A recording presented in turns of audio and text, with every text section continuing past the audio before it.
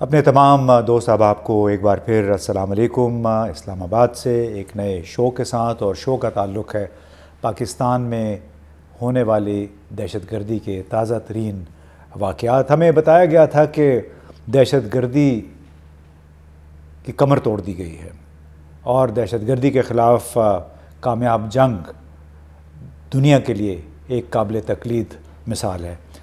ہمیں یہ بھی بتایا گیا تھا کہ پاکستان افغان سرحد پر حفاظتی باڑ اور 6 کلومیٹر دور تک معلومات فراہم کرنے والے کیمروں کی مدد سے پاکستان کو محفوظ تر بنا دیا گیا ہے۔ یعنی ہماری کوئی 2560 کلومیٹر طویل سرحد ہے افغانستان کے ساتھ، اور اس پہ زیادہ تر علاقوں میں یہ باڑ لگا دی گئی تھی۔ ہمیں بتایا یہ بھی گیا تھا کہ اس پہ تقریباً $500 ملین کے برابر خرچ بھی آیا ہے، مگر آنن فانن 28 نومبر کو تحریک طالبان پاکستان نے سیز فائر معاہدہ ختم کیا، جو کہ 1 سال پہلے انہوں نے کیا تھا پاکستانی حکام کے ساتھ، اور چند دن کے اندر 2 درجن حملے ہو چکے ہیں پاکستان کے مختلف علاقوں میں، بلکہ صرف 19 اور 26 دسمبر کے درمیانی عرصے میں 24 حملے ہوئے ہیں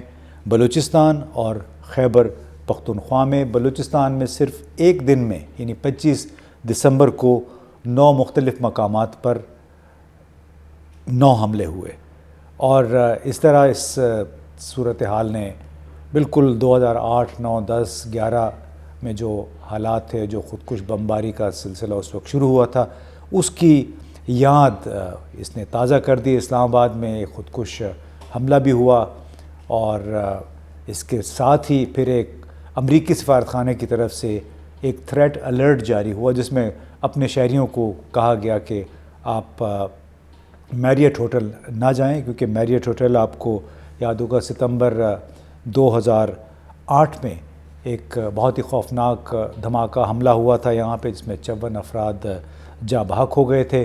اور بڑی عجیب سی بات تھی کہ پاکستانی حکام، پاکستانی اداروں کی طرف سے کوئی انتباہ نہیں آیا، لیکن امریکی سفارتخانے کو یہ معلوم پڑ گیا کہ میریٹ ہوٹل پہ حملہ ہو سکتا ہے، لہٰذا آپ لوگ دور رہیں۔ اب ہوا کیا؟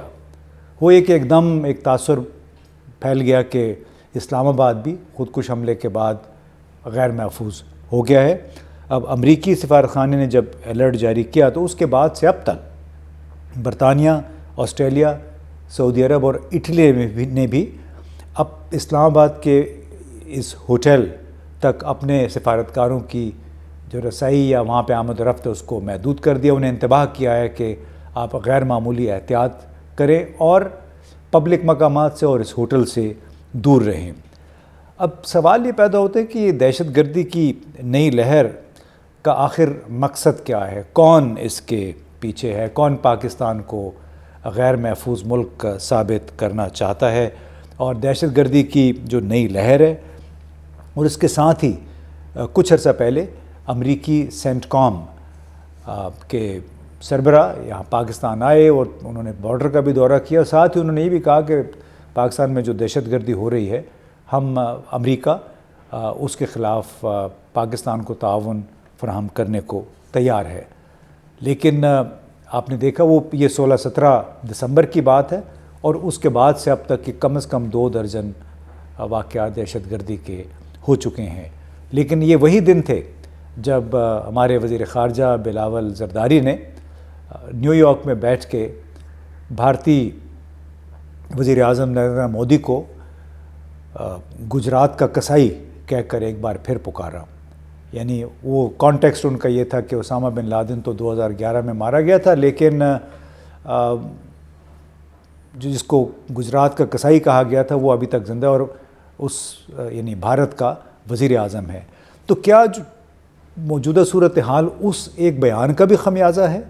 تو بہت ساری یہ باتیں ہیں جو ہمیں سوچنے والی ہیں کہ اپریل 2009 میں بھی ایک اس وقت کی وزیر خارجہ ہلری کلنٹن نے بھی کہا تھا کہ آپ طالبان کے ساتھ معاہدے نہ کریں، اور اس طرح اگر آپ نے معاہدہ کر لیا ہے تو اس کا مطلب ہے کہ ریاست پاکستان اپنی ذمہ داری سے سبکدوش ہو رہی ہے۔ اب اسی قسم کی صورتحال ایک بار پھر پیدا ہو رہی ہے۔ ہم نے مذاکرات کی کوشش کی تھی تحریک طالبان پاکستان کے ساتھ، اور مزے کی بات یہ ہے کہ جتنے بھی پراکسی ٹیررسٹ گروہ ہیں، یعنی دوسرے ملکوں کے لیے خطرے کا ذریعہ، وہ تمام اس وقت افغانستان میں موجود ہیں، اور افغانستان کے کچھ طالبان کے ساتھ پاکستان کے بڑے اچھے مراسم رہے ہیں ماضی میں، اگرچہ اس وقت بڑی فرسٹریشن ہے، اور ان کے ساتھ ان کو انتباہ کیا جا رہا ہے کہ آپ نے پاکستان، چین اور دوسرے ملکوں کے خلاف خطرے کا باعث بننے والے دہشت گرد گروہوں کو کیوں پناہ دے رکھی ہے۔ لیکن اس کا حاصل وصول کچھ نہیں ہے۔ البتہ ہونا تھا جیو پولیٹیکل کانٹیکسٹ میں، یعنی اس کی وجہ چاہے بھارت ہے، چاہے امریکہ ہے، چاہے چین ہے۔ آپ کو معلوم ہے کہ چین اور امریکہ کا ایک تنازع ہے، اور بھارت اور امریکہ اس وقت پارٹنر ہیں خاص طور پہ اس خطے کے لیے۔ تو کیا دہشت گردی کی تازہ ترین لہر اس جیو پولیٹیکل دشمنی، یعنی چین ایک طرف اور بھارت اور امریکہ دوسری طرف، اس کی وجہ سے ہے؟